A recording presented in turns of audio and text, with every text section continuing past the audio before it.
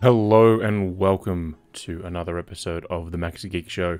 Today is Friday, November 18th, and this is episode number 41.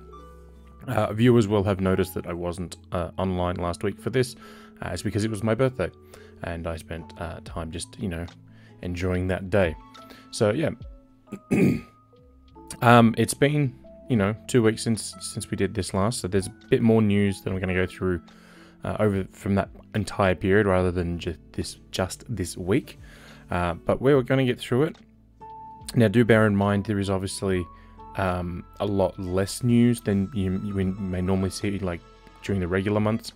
Because everyone's sort of in that slowdown period. Games are being released, so people are playing the games and not necessarily looking about what's next because they're playing what's out. So, there's some good news though that we're still going to talk about. And we're going to get straight into it with a game that was announced just this morning from a local studio. So the game in question is Jump Light Odyssey, and it's being done by the folks at League of Geeks. So League of Geeks are the same studio that did Mellow many years ago. That is those guys. They also recently announced, and I can't think of the name of it, but it's a modern interpretation of an older game. They've announced that recently as well. Jump Light Odyssey is a little unique in that it is very much inspired by the animated shows from the 70s and 80s that came out of Japan. Looking at the key art, their ship alone reminds me of Irresponsible Captain. I can't think of his surname now. So it just reminds me of that. So this is a spaceship simulator roguelite game. I will not play the trailer because it is a fully animated trailer. It's worth watching it, on your own.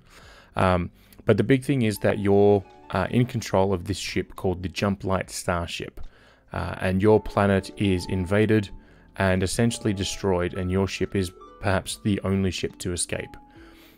Your ship is also now being chased down by the invaders. What is really different about this is that it's not just about you flying through space, it's about you having to manage everything to do with that. So if we look at this is again the ship here. It's called the Catalina. It looks very cool, but what it is, as I said, it's a simulation game. So it's all about, getting people to do their tasks, making sure the ship is functioning, making sure all the bits and pieces are there. It's very, very cool. There is a GIF that's floating around when you see, where's the transition through the levels of the ship. It sort of like slices it away like cake, like it just sort of does that fade down. So you can see here, there's an explosion here. Somebody's down on the ground. Over here, it looks a bit like anti-gravity's been turned off in that area. There's a whole lot of stuff going on. Looking at it, like visually, I get Evil Genius 2 vibes from its, design aesthetic. But it is definitely an interesting one. Obviously, you have finite amount of space because you are on a spaceship. So, yeah, it does look very, very cool. It is launching into early access early next year for PC. But when it does get a full release, it'll also come to Xbox and PlayStation. As I said, the game is developed down in Melbourne by League of Geeks. The director of the studio, this is the quote from Trent Custers. He said, Jump Light Odyssey marries the aesthetic of iconic sci-fi anime with colony management sims and roguelike sensibilities to create a charming and challenging experience. Whether you're interested in a space opera melodrama between crew members, careful resource management, colony building systems, or just one more run actions, Jump Light Odyssey has something for everyone, and we're thrilled to recruit captains for early access launch next year. So I think it looks very, very cool. I did, grow up with a lot of this sort of, anime, in the 80s and such, so it definitely pulls on my nostalgia vibes. Gundam fans will likely have that same sort of, connection to it as well. So it's definitely something to look at and enjoy. Moving on to a game that we knew was coming but has now been delayed, Dead Island 2 will no longer meet its January release. So it seems you can't make a game called Dead Island 2 and not delay it. But the developers at Dambuster Studios and and the Embracer Group, Play On, Prime Matter, THQ, all those guys, they have announced that Dead Island 2 will be delayed 3 months. So instead of releasing at the end of January like was planned, it will now release at the end of April. They did, release a statement. It just says, we have some important news to share, so let's rip that band-aid off straight away. We're delaying Dead Island 2. The new release date will be April 28th, 2023. The irony of delaying Dead Island 2 is not lost on us, and we are as disappointed as you undoubtedly are. The delay is just 12 short weeks, and development is on the final straight now. We're going to take the time we need to make sure we can launch a game we're proud to launch. For those of you who have been waiting for years, thank you for hanging in there with us. The other part of the statement is that they're also hosting a live stream for the game on December 6th. It'll be live streamed. They've not announced the time yet. I'm guessing sort of 10 a.m. Los Angeles time, which would make it around 5 a.m. Sydney time. That is not confirmed. That is just speculation on my part, but that's generally when these things sort of tend to go. The funny thing, and they mentioned it too, the irony of it is that, the game's been delayed. But Dead Island 2 was announced, back on the PlayStation 3 era of consoles, and it was delayed, and then delayed, and then delayed, and then eventually it delayed so much it just, became vaporware. So, and I don't even think that's a term anymore. I don't think people use that as a descriptor. But, yeah, it just sort of got to the point where they were not talking about development anymore. Which is why when they, announced that a few, maybe 2-3 months back now, it was a big shock. And the fact that it had a release date already really sort of said, hey, maybe this game's going to come out. So, them delaying it again is quite funny. Speaking of things that should have been delayed, Battlefield 2042 is getting ready to launch its 3rd season of content, and there's some big changes in store. So the 3rd season of Battlefield 2042 is called Escalation. The reason why it's called Escalation is because the new map and the lore around it is all about new technologies to help fight, not to help fight, but to help rebuild the world in this post-war era. The big thing here is, the gameplay trailer is here. I will link the story in the show notes at the end. So the big details are that on November 22nd, when this season begins, the game will be added to EA Play Ultimate and Xbox Game Pass. So if you have either of those memberships, you'll be able to play this game as part of that if you don't already own it. For those people who don't own the memberships, they don't have access to Xbox Game Pass, or they don't want it, the game will be free for a few days across the platforms. The dates and times are weird for them, but bear with me. So for Xbox players, from 7 PM on December 1st to 7 PM on December 4th, that's when the game will be free to download and play. PC players, it'll be December 2nd at 5 AM to December 6th at 5 AM. Alright, and then PlayStation will be December 17th at 3 AM until December 24th at 3 AM. So we go from 4 days to 5 days to 7 days. So yeah, I don't know why those times, I don't know why those dates, that's just what EA have said. So it is there. This isn't a demo, it's not a vertical slice of the game, it's the full experience. So if you are looking to give everything a go and you don't want to buy a subscription, you don't want to buy the game, you can do that. As for the Season 3 content, I'm not going to run through everything in here because there's a lot of stuff to go through if we did. There's a new map called Spearhead. It is the first map set in Sweden, which is where the developer DICE is actually located. So, they didn't have to travel far for any research on that one. There is a new specialist, new, playable soldier class called Rashid Zain. The big thing with him is he's A, Egyptian, and B, has no legs. Well, he has legs, but they're cybernetic. They're prosthetics. So during his time serving in the Egyptian army, he was wounded and lost both legs. He's a double amputee, and you know, he has been given a second lease on life with some prosthetics. Unfortunately, because he's not in the you know, one of the 2 big countries in the game, he aligns with the no-pats. So if you're looking for someone to support, you know, the recolonization of things, that is not the guy. The new weapons and vehicles are all very, very different from things that exist in the game currently. The Rorsch MK4, and in terms of the gun, and the vehicle, the AMK V90-TOR tank, both are rail-based. So they use, you know, electricity and magnets to shoot, you know, high projectiles. So the big thing with the Rorsch gun is that you need to manage the battery level.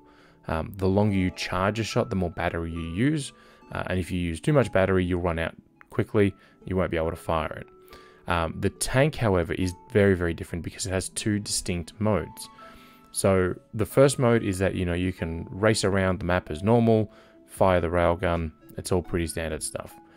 The second mode, so they call that maneuverability mode. The second mode is called siege mode.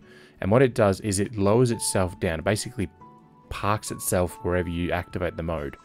The gun, because it's not having to power any drivetrains or anything like that, becomes more powerful and can actually launch projectiles with more velocity, which can cause more damage. Just a couple of screenshots here. This is the layout for, you know, the conquest for the map. You know, you see Russia up in the one side, US in the other. Inside the buildings, there's plenty of, you know, robotic stuffs because these are the automated factories that are making things. Here's a shot of Zane inside the combat in the building. So yeah, there's a lot going on. I think there's one. Here we go. So this is where Russia starts. This is where the US starts. There's a river that runs up the middle of the map. There are a lot of, you know, high hills with, you know, rock faces back into the river. There's a big sort of cliff up here in the side, and again, there's the 2 buildings. So they've really sort of focused more on bringing this one into its, you know, sort of funneling people into combat areas. I said there's the new tank. Looks very, very cool. And there's a close-up of Zane. The 2 maps that are being updated as part of this release are Manifest and Breakaway. Manifest is the one that's based around the docks, and Breakaway is the one that's set, you know, in Antarctica. The big thing with Manifest is, you know, there are more containers that have been sort of knocked over. There's less cranes to get up on. So, you know, if you do get up on top of a crane, you may have some, you know, chance at staying up there, you know, as an option. For Breakaway, they've done something geologically, and they've moved the oil rig way closer to land. So in the current version, it is a fair way out from the mainland. That is no longer the case. It's now so close there are bridges to it. So, you know, there's a lot more action that will take place on that one. And there's just another shot of Zane. Obviously, there's going to be, you know, new battle passes. There's a free tier and a premium tier. They, you know, do not unlock any, you know, winnable, any items to help you win. They're just all cosmetic stuff. But it is there. In terms of the next story, it's actually quite interesting because we are going to be talking about Lego. Specifically that a new wave of Super Mario Lego has been announced. And they're releasing on January 1st. So January 2nd will be the actual date because, you know, nobody releases things on January 1st here. You can see here there's, you know, the cat Goombas, you know, the blue Yoshi, and a bunch of other things. You can see some off to the side here. So this is 2 different things. There's the playset expansion pack. I think that's something like they call it like that. And then there's the blind bags. So there is a video here. Again, I won't play it because they do use licensed music. But in terms of the character packs, these are now $10 a piece here in Australia. There are 8 to collect, and they are blind. So you do not know which you get until you know, open the box. They're not in bags anymore. So years and years ago, they used to do these things in bags. You know, there was that whole thing about there's, you know, a dot code on the bag that tells you which one's which, or, you know, you could feel the bag, you know, fill into the packaging and try and work out which character was which. That is not the case with these because of the various different pieces. But as you can see, you know, there's a Toad, There's an ice hammer brother. It's instead of a fire guy, it's an ice guy. There's, oh god, what's his name? From Super Mario World. You know, there's another blooper. This is like the third blooper though, so it's not really that special. But there is also a Birdo. We haven't had a Birdo before, so that's new. These are going in terms of price order, so not set order number. They're all in set order number except one, but the rest, it's all done in price order. So the Conk-Door's Noggin Bopper expansion set is $25, and it just features the Conk-Door, you know, that you can trigger it and it'll fall down. The Ice Mario Suit and Frozen World expansion set is $40. This is quite interesting because the Mario Ice outfit, which you see over here to the left, they were sold independently previously, so you could get those, you know, the fire one and all that sort of stuff on their own. They were not included in other packs, but this time they appear to have, you know, merged, you know, an expansion set and a costume set. The actual costume itself, there's the Mario figure. You know, you pop his overalls at the bottom, and you pop the new ones on, and there's little pins in there to tell your figurine which one it is. So that's another one. Again, that's $40 for that. At $50, we have the Lava Wave Ride set. It's exactly what you're seeing on screen. There's a little platform that goes back and forth on the roller coaster tracks. That itself rocks, you know, so it's all very, very, you know, dynamic. This is the one that I was showing up before. This is the Creativity Toolbox set. So this is just a bunch of playset pieces. So, you know, you've got some mountains in the background, some rock mountains, some lava stuff. You know, I can't think of what those guys are. They're in the desert world. But, you know, you haven't really got a whole lot of unique... It's not like one, this is the set. It's not, you know, a ghost house. It's not a castle. It's not, you know, this level. It's a bunch of different things, so you can expand on what you already own or just make up new levels later on. And then the big one, sorry, the Creativity Pack is $90. The big one is the Philippus Snow Adventure expansion set, which comes with, you know, a couple of characters, the penguin, you know, as a Koopa. You know, it's a whole lot of moving stuff, which again fits in the theme very well of what they're doing. We don't know if there's, you know, another character coming, like, you know, we've got Lego Mario, Lego Luigi, and Lego Peach. We don't know if they're doing any more like those, if they were going to stick with, you know, like a Lego Bowser, or just stick with the three. We don't know. I doubt we'd get anything, you know, announced anytime soon for this. This is, you know, the next sort of wave. Who knows what they'll announce next, though? You know, it's anyone's guess. But yeah, it's cool they're still doing it. I do prefer, you can probably just sort of see it over here. Sorry, this side of me. That yellow sort of square behind me, that's my question block. You know, I sort of prefer the more displayable pieces rather than the play pieces. But that's me personally. So, you know, it is... I'm happy that they're doing sort of both. I just wish they do some more cool display pieces rather than just, you know, play sets. Because you don't need those playsets. If you want to have Mario run across grass, you can just lay down any green Lego bricks, right? Even those giant, you know, sheets that you can actually like stack your buildings or whatever on, that will work. The only thing you'd get from the playsets is that you get the, what do you want to call them? The stickers that the Mario and the figurines actually scan with their little light in their butt. So that's the only thing you get in those packs you can't get anywhere else. So it's sort of, you know, you have to sort of weigh that option up, I suppose. Moving on to the world of Civilization 6, after many people were asking, it appears they've caved and they've announced new DLC for the game. So what they're doing is they've announced a new pack, and it's called the Leader Pass. So this is the second pass they've done outside of the regular expansions or the first season pass that they did, right? So what it's doing is actually bringing 18 characters, 18 new leaders to the game. 12 of them are actually completely new, and 6 of them are remastered from existing versions. So the first pack will launch November 21st, so that's next week, and it will bring in Abraham Lincoln, Queen Mbande Nzinga, and the Sultan Saladan. So you can see it's there. Pack 2 is called Great Commanders. Pack 3 is the Rulers of China, so it's a very China-focused pack. Pack 4 is the rulers of the Sahara. So we're talking about Ramses, Cleopatra. Pack 5 is the great builders. So that's the, the Byzantine Empire, Korea, and Germany. All known for doing exceptional building stuff. And then Pack 6 is the rulers of England. So what I can tell you is like the Victoria Age of Steam character requires the Rise and Fall expansion, and that requires other things. So while some of them will work with just the base game, some of them require a specific expansion pack to work in. There is a full breakdown on the site.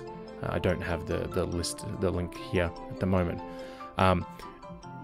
It's all very, very cool they're doing it, but this is now where we have to talk about the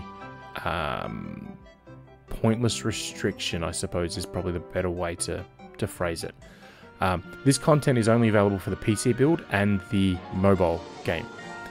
So if you have this game on Switch, Xbox, or PlayStation, you don't get this content, which is the exact same scenario that happened with the last content pack, the last season pass they did. They didn't bring that out to anyone. They've not specified why it's not coming to them. It's just those, PC and mobile only. So PC I get because, Firaxis, the developers of it, are the folks making this content. But the mobile port is done by Aspire. Aspire also did the console ports. So they may bring this stuff out later on. It may just be, they're focusing on mobile first. Who knows? But it is there. Obviously, this is not free DLC. It is a paid, edition.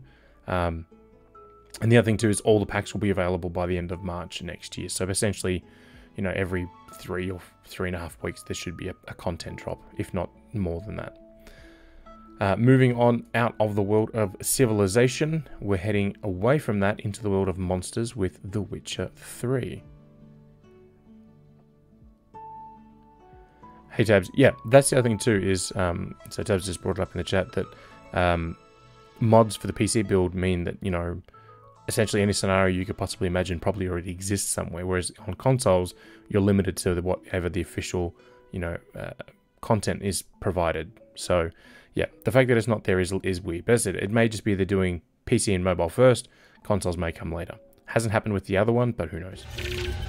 With The Witcher 3, Wild Hunt, CD Projekt Red announced the other day that the PlayStation 5 and Xbox Series X official updates will be releasing on December 14th. So we knew this was happening. We knew that those consoles were getting a next-gen version. So this is not a next-gen optimized version. So this is not you popping in your Witcher 3 game disc from your Xbox One into your Series X and just, it running a little better. This is a completely rebuilt for the next-gen platform. Development for this actually shifted away from Saber Interactive, who were doing it. They helped with the DLC for the main game and also did the Switch port. It moved back to CD Projekt Red themselves. So it is very interesting that, it's sort of bounced back and forth in terms of developers. But yeah, so it is coming out on the 14th of December. If you own either the disc version or digital version of the game on PlayStation 4 or Xbox One, you will get a free upgrade to the next-gen version. PC players are the same. So even though, we keep saying about the PC, the next-gen console version, PC players are also getting this enhanced version as well.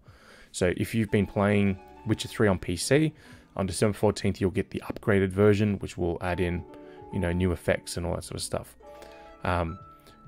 We do know that it's, visual enhancements, performance, technical enhancements, and inbuilt mods.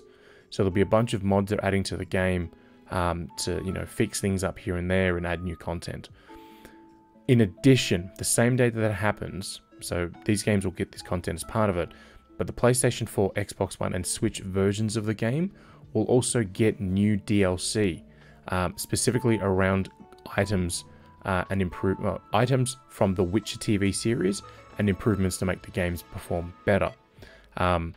They haven't specified any details about that yet, but they have announced that they'll be hosting a stream.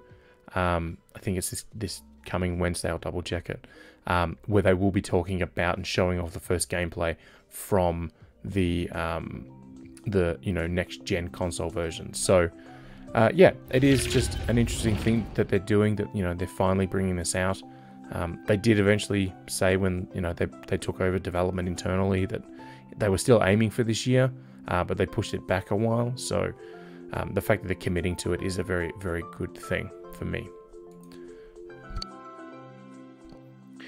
Moving on, well, not moving on so much, but, you know, we're moving slightly, you know, down in terms of continental location. But Remedy Entertainment have also announced that Control 2 is officially in development.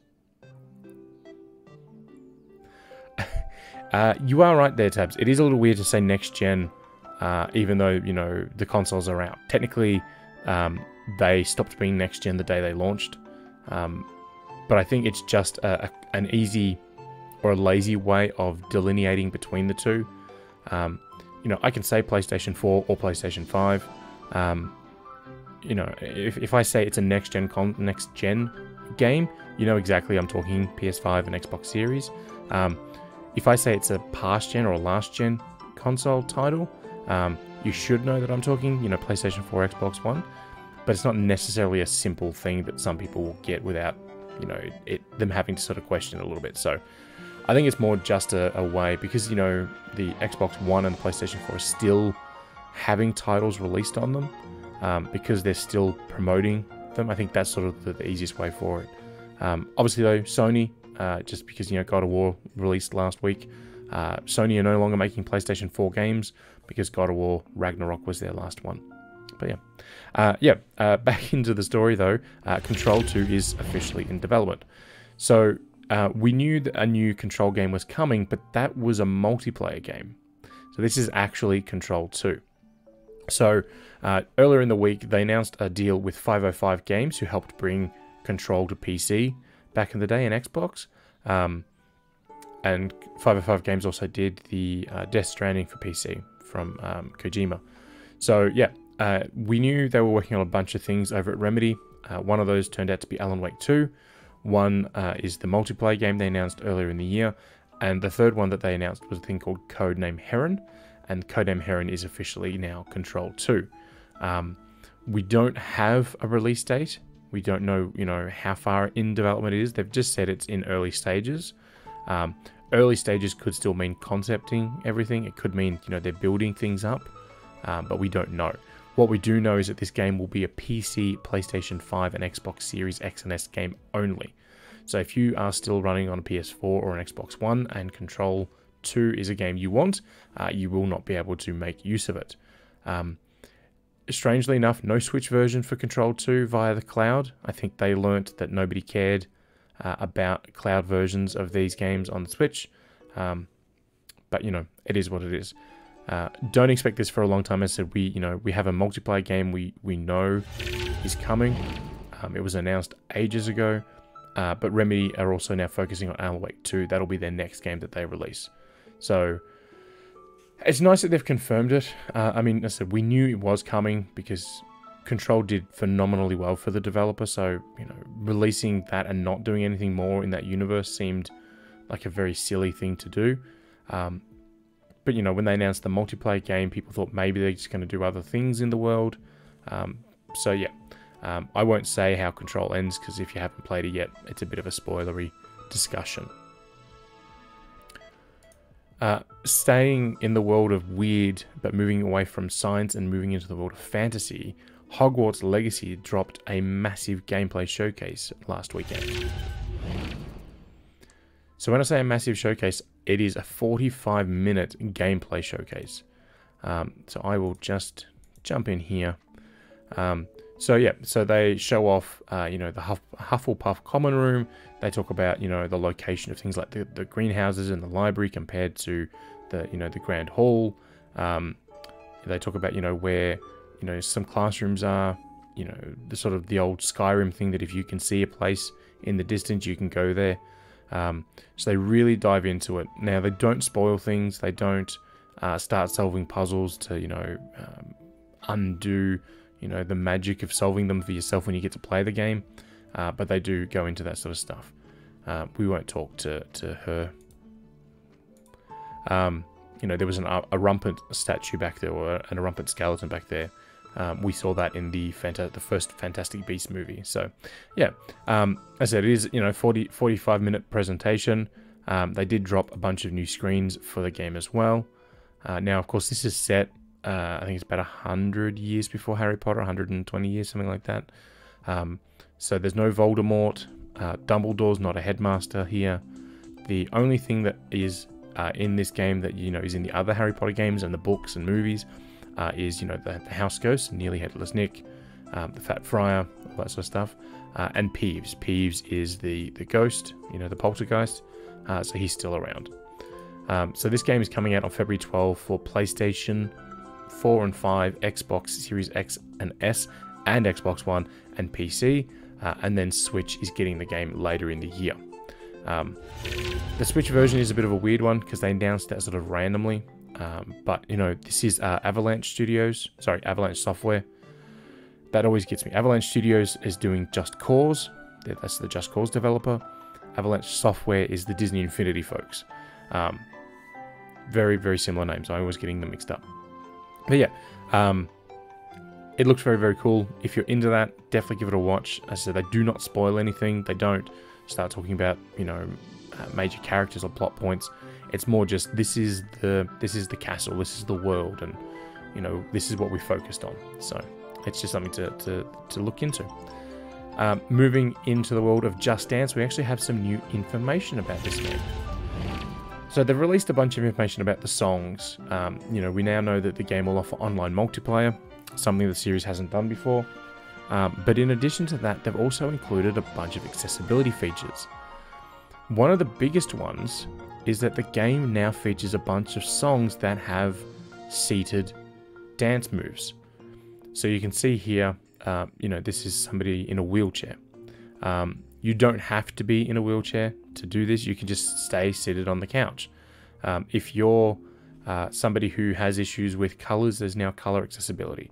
So you can actually specify the color of, the hands, the gloves. There's a bunch more to it. So, you can actually look for songs that don't require you to jump. So if you're somebody who likes the movement of dancing, but you're not, absolutely, capable of jumping around like a madman, you can actually say, no, I don't want any songs that make me jump. They've redone the menu system, so there's a whole bunch more. So here's the categories, So in the controls section, which is literally, how you play the game, all the songs are now tagged, so you can look up the ones that are for seated, for, ground free, for jumping free, right? In the visual, they've added readability options, so you can now see the song title on the art, or above the art, I think it is. So you can actually see the song information, not just, the cover art for it. In the audio, there's now, the ability to turn off the sound effects to focus on the music, or you can lower the individual volume components to find a balance for you. In the HUD, you can turn off the scoring system, right? So if you're somebody who knows they're not a big, mobility person, or you want to give this game to maybe a child who wants to just dance, they don't care about the scores, you can turn all that off. You can now turn off the lyrics. So some songs, when you play them, will actually have, I don't think they do it in these videos, but they actually have the lyrics down in this bottom left corner. That was something that they put in on the Wii U launch version. They put the lyrics on the gamepad. So, yeah, I don't think any of them do it, which is kind of sad. But you can change the things. They've done stuff to the gameplay, like more dynamic worlds and everything. But, we're talking about more accessibility. And I just think this is just the first attempt, the first pass they've done for accessibility, which, there's still, a lot more that they can do. But the fact that they're considering it, I think is pretty cool. The seated dancing alone, I think that's probably something that's going to be very, very cool. And if they can start doing more of that through Just Dance now, bringing in more, flexible methods of dancing, I think that'll start really making, many, many players happy, which is not something we've, had a lot of before. Speaking of making people happy, we actually have the release date for the Dragon Age animated series, and that is December 9th. So it's called Dragon Age Absolution, and it is a 6-part animated series coming to Netflix. So we actually have a proper trailer. I will hit play on it, but I will mute the audio. So this is, we don't know the length of the episodes, if they're, 20 minutes, 30 minutes, 40 minutes, but there are 6 parts to it. And it is going to go through and talk about, the characters and why they're bringing this, elf in to help them out in their little heist and everything. The cast itself is pretty stacked. So the main character in this is the same actress who voices Ashley Williams in the Mass Effect games. There's a whole bunch of well-known names, and I just can't remember any of them at the moment. We got this new poster, which I think is pretty cool. And, we got a bunch of stills a while ago for some of it. So this is the same sort of animated Netflix stuff that we've seen before with Castlevania and Dragon's Dogma. And, it's that very, I don't want to say adult style, but it's got that sort of Warner Brothers-esque, DC animated movie look. So, there's blood and stuff, but that's not the issue. It's the lines are very sharp. They're not as whimsical as we get with, children's focused cartoons, if that makes sense. The only sort of exception to that is the Rick and Morty stuff. But yeah, so that's all dropping on December 9th. Again, I don't know how long the episodes are. I would imagine they're probably going to be around 20-25 minutes. So you're probably looking at, a good sort of 3 hours of Dragon Age to watch next month. Sticking in the world of shows, we actually have details about the next Star Wars show, Acolyte. So the news broke last week. The show is actually now in production. They are filming it. We actually have the full cast for it as well. So Lee Jung-jae from Squid Game, he's joining the cast. Manny Jacinto, who people will know from The Good Place. Rebecca Henderson in there, Charlie Burnett, and Carrie-Anne Moss, best known as Trinity from The Matrix, are in there. Here's just the one single shot they've released from the behind the scenes. They're all joining Amanda Stenberg who's cast in the main role. Hola, Justanara. Welcome. This is the other thing that's really cool about the Acolyte is the creator of this is Leslie Headland, who co-created Russian Doll for Netflix. But what's really, really cool is that it is a High Republic show. So, for anyone who doesn't know, the High Republic is a new timeline that Lucasfilm created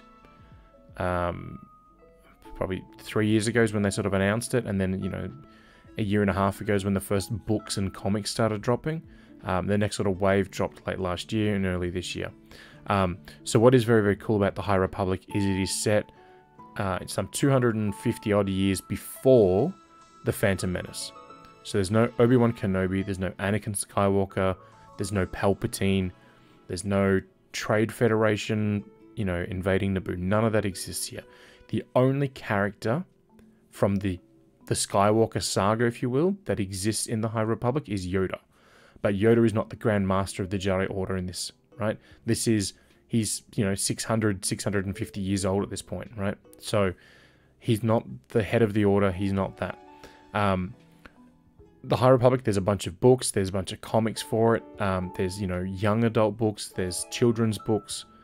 And we already have a game coming in this, and that is Star Wars Eclipse, which is being done by Quantic Dream. That is the one from the people that did, Detroit Become Human and Beyond Two Souls and all that sort of stuff. The other thing to note too with the High Republic is that this is at a time when the Jedi are absolutely at their peak, right? So there's no sort of Sith. There are evils in the galaxy. There's a whole storyline that runs through all the stuff that's released. So, sort of you have to read all the books and comics to sort of get everything. But that's all there. And there's a TV show coming as well, a kids TV show that's based around it. So yeah, there's a whole lot of stuff based around the High Republic era.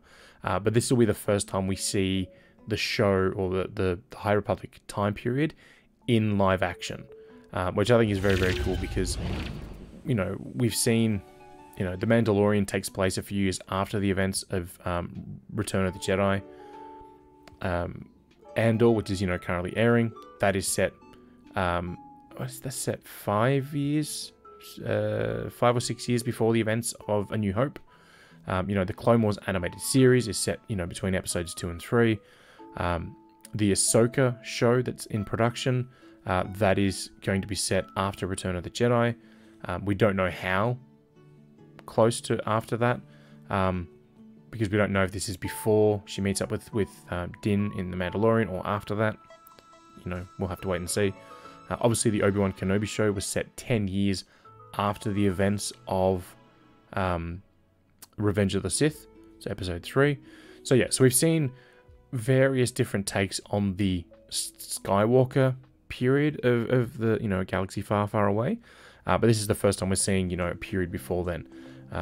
Obviously, when Disney bought Lucasfilm, they retconned everything about the Old Republic.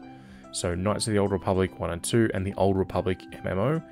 Their storylines, which are still fantastic stories, they all got removed. But all the extended universe stuff, so Mara Jade, Grand Admiral Thrawn, all those characters, they got pulled out as well. But, you know, they've started bringing a lot of that stuff back in.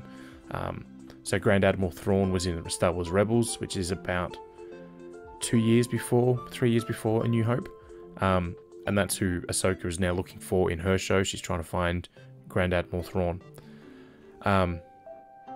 Yeah, so a longer time ago in a galaxy even further away.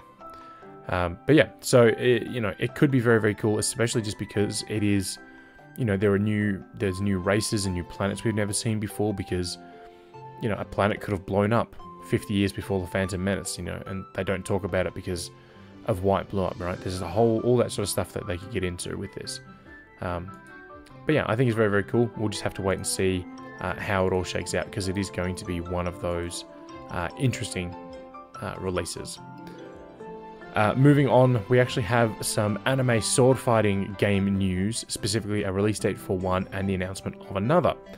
The release date is that Tales of Symphonia Remastered has a release date, and it's coming out in February. Specifically, the Tales of Symphonia Remastered will release on February 17th. Now, interestingly, here in Australia, the game will release on digital platforms for, you know, PlayStation 4, Xbox One, and Switch, but only Switch and PlayStation 4 are getting the retail releases. There's no Xbox release for this one. There is a special Chosen edition, but that is for the UK. So this one here, this is, you know, the thumbnail for the trailer. This is only showing the Switch and PlayStation 4, whereas the, you know, the UK or the European version of it has the Xbox version. Bandai are just not bringing the Xbox version to Australia. Don't know why, but that's what they're doing. The sad part about all this, I suppose, is that the game's based on the PlayStation 2 version of the game, not the GameCube version. The GameCube version itself ran at 60 frames a second, whereas the PlayStation 2 ran at 30 frames a second, and they're now remastering the PlayStation 2 version, so the game is locked to 30 frames a second, because when they did the PS2 version, they had to redo the animations back then to have them, because they'd run too fast if they just took a 60 frames per second animation and made it run at 30. So they redid the animations. The problem is they don't have access to the GameCube code. They only have access to the PS2 code. So, because this is a remaster, not a remake, they're using the PS2 code to do that. So yeah, I think it's I remember playing this on GameCube. I was not good at it. I didn't really enjoy it because I didn't really get into sort of the RPGs back then. But for some people, that's going to be very, very good news indeed. As a random bit of trivia, the voice of Lloyd, the main character, is also the same guy who voices Robin on Teen Titans, Scott Menville. So, yeah, random trivia, but there you go. The other anime sword fighting game is that Sword Art Online is coming back for another game, and this one is called Last Recollection. So, much like the Sword Art Online Alicization Lucaris, which released a couple of years ago on Xbox and PlayStation, and just released last year on Switch, or sorry, earlier this year on Switch. This is going to talk about the arc that was set in Underworld, which is the most recent anime adaptation, not the upcoming anime adaptation. Sword Art Online is starting to become as complicated as Star Wars. But the big thing with this one is that it is a different take on the Underworld invasion arc. So the Underworld arc in the anime and manga is that Kirito is knocked unconscious, and there's a big war between the humans of this world and the monsters of this world. There's a whole bunch of things. This is now going to be more authentic to the manga, telling different sort of takes on things. I honestly can't generate much enthusiasm for it. It's the 5th Sword Art Online game that they've done now. Excuse me. And this one is literally recapping the same stuff that their last game did. It'd be like if Final Fantasy VII got a Final Fantasy VII, Redux, where it's the same plot line, but they just do the events in a different order. I'm sure people will enjoy it if they're fans of it, but it just doesn't make sense to me. At the moment, it is only PlayStation, Xbox, and PC, but given this is Bandai Namco and this is a Sword Art Online game, I suspect it will eventually come to Switch at some point. They've said this game is coming out in 2023, but they've not given any specific sort of release date for it yet. The last news story we're going to talk about this week is a bit of a sad one, and that is that EA have officially killed off the Project Cars series. So, Project Cars was a realistic simulation game developed by the folks at Slightly Mad Studios. I always like talking about this because I think it's quite hilarious. So, Slightly Mad Studios started up many, many, many years ago. When Need for Speed Carbon released, that was the one after the first attempt at Most Wanted. Carbon didn't set the charts on fire. People weren't that thrilled with it. It wasn't, all that exciting compared to what Most Wanted was. So EA opted to bring on another studio. Rather than just keep doing them in themselves, they brought on another studio to release, a different take on Need for Speed.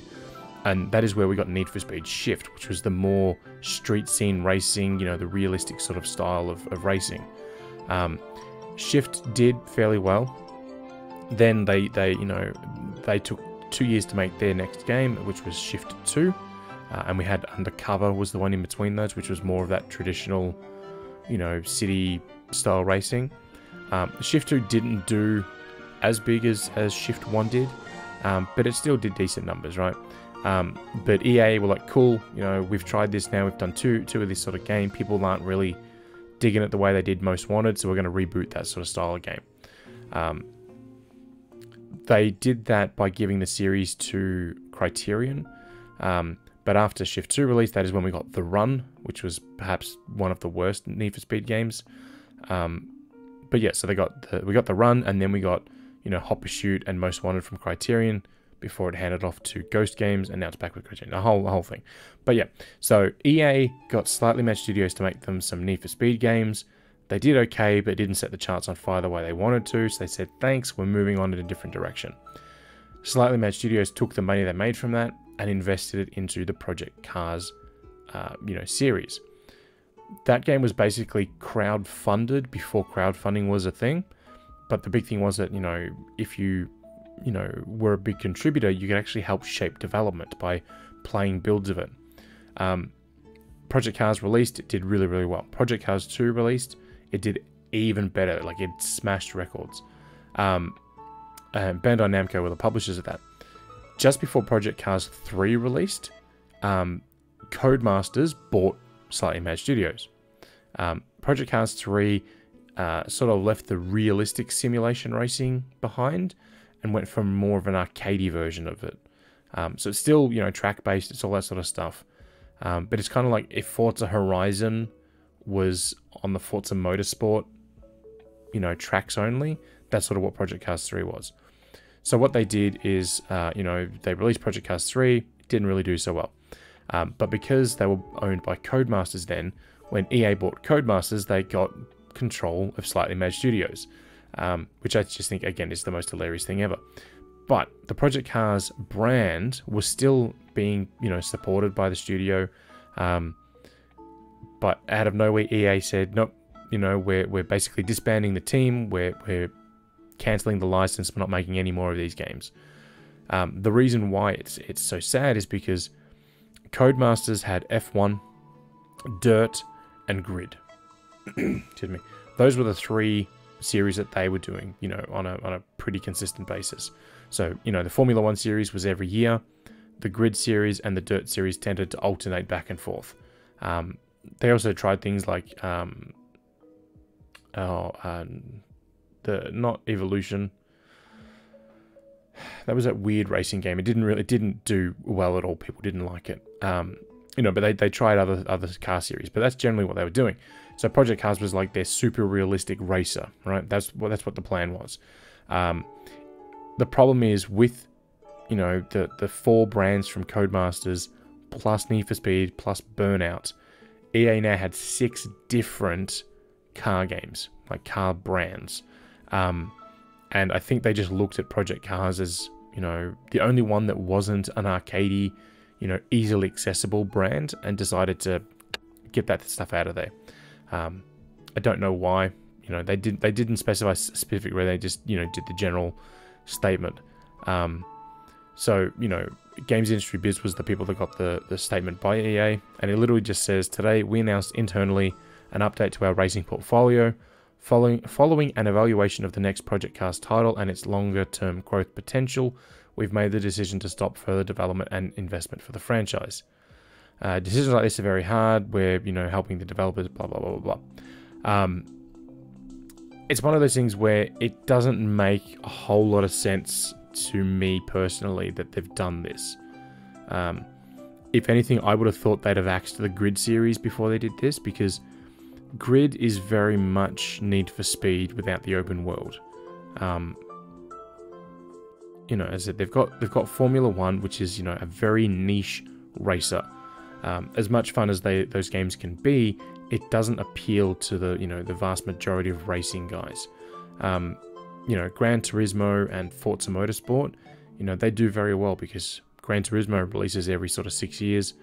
Forza Motorsport was doing every 2 years for a while, but they've had a number of years off.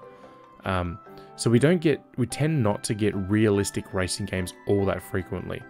The most recent one that I can think of outside of Gran Turismo was Assetto Corsa Competizione, or whatever it's called. The one made out of Italy. That's done phenomenally well because we don't get these sort of really, demanding simulation races all that frequently. But the statement about, the long-term viability of growth leads me to believe that they knew, realistic sim games don't, people are, they're GT, Gran Turismo fans, or they're Forza fans, right? Or the Project Cars fans, they tend not to bounce back and forth between them because there's no reason to, once you know your niche, you're pretty set. When Project Cars 2 released, in the space of 2 months, I reviewed Gran Turismo 6, or GT Sport is what it was called, Project Cars 2, and Forza Motorsport 6 or 7, whichever one it was. So I reviewed 3 sim games, essentially back to back. And I remember at the end of it, by the time I got onto the 3rd game, the tracks were the same, right? It was the same tracks in the same locations. So I didn't have to worry about relearning, Le Mans or Laguna Seca, because those tracks were the same in the other 2 games. So it sort of surprised me that, that EA would sort of bow out of this, a genre of racer, because, again, we have Need for Speed. Need for Speed is a brand. It does very well.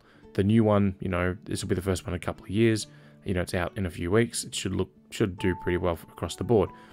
But, they also have Burnout. Burnout may not be a big brand name, but it's got the potential to do good things. But, if you're comparing Need for Speed and Burnout, they've got Grid. They've already got, a more arcadey racer. So they already have sort of the arcade side covered. And then they have the big thing with the Formula One. So this was the only genre they really didn't have a lock on, you know, EA especially. So it seems weird that they've gone ahead and cancelled the one genre they don't control. Yeah, I don't know. I honestly think it's just a fairly stupid move by EA. If anything, you know, Grid or Dirt would have been the ones to get rid of, especially now that Dirt has left the rally, you know, the real rally stuff behind and gone for more of an arcadey rally. You know, I get why rally games don't, you know, sell insanely popular, you know, numbers. You know, WRC 22 or 23, whichever one they called it, released, you know, 4 weeks ago. You know, those games are phenomenally well made, but they don't set the charts on fire. Because again, like F1, it's a very niche, you know, subgenre of the racing thing. But yeah, I don't know. That's enough ranting on my behalf for that one. As I said earlier in the episode, you know, there's a lot of games coming out. This week was perhaps the biggest week, you know, with Pokemon out today, Dark Pictures Anthology out today, and Spider-Man Miles Morales out today on PC. You know, yesterday we had Goat Simulator 3, and then, you know, last week was, you know, Tactics Ogres, a whole bunch of stuff released already this month. Next week, there's literally, you know, 3 games releasing, and they're all releasing on the 22nd. One of them was delayed a few months, so this is its new release date. You know, and then there's really not much more after that. But so next week on the 22nd, which will be next Tuesday, if my maths are correct with my dates, which they are, we will see the release of Evil West, which is a sort of Western campy horror shooter thing. Gungrave Gore will finally release from Studio Iggy Mob out of Korea, and then Ship of Fools from Team 17. Ship of Fools is the only one coming to Switch. The rest are all PlayStation, PC, and Xbox only. Next week, the week after that, we have Soccer Story and Front Mission First Remake, and Warhammer 40,000 Dark Tide are really the only games. And then we get into December, which is, you know, there's some big names in December, but not a lot of, you know, titles overall because it's December. Hey Jeffrey, thank you for stopping by. We're literally just about to wrap up. But yeah, so next week will be the last episode of the year for the Maxi-Geek Show. As people know, I'm off on holidays after that. We will be doing a sort of a special episode to talk about like the games of the year, things that really sort of impressed us. But that's not going to be a regular show. What were you playing, Jeffrey? Hopefully it was a good game. We'll be back on Tuesday this week coming for some Splinter Cell, because, you know, I wasn't doing it this week. I just got other things I had to do. But yeah, we'll be back on Tuesday for that. And then back next Friday for the final sort of main Maxi-Geek Show for the year. And then that special one, you know, sort of between Christmas and New Year's. We'll find out a date after that. But yeah, that does us for this week. If you did watch live, thank you for watching live. I hope you enjoyed what you saw. If you watched the replay on YouTube, I hope you enjoyed it there as well. Do give us the old like and follow. You know, if you enjoy what we're doing, just give us a follow on Twitch as well. Otherwise, we'll catch you when we're online next time. But until then, happy gaming.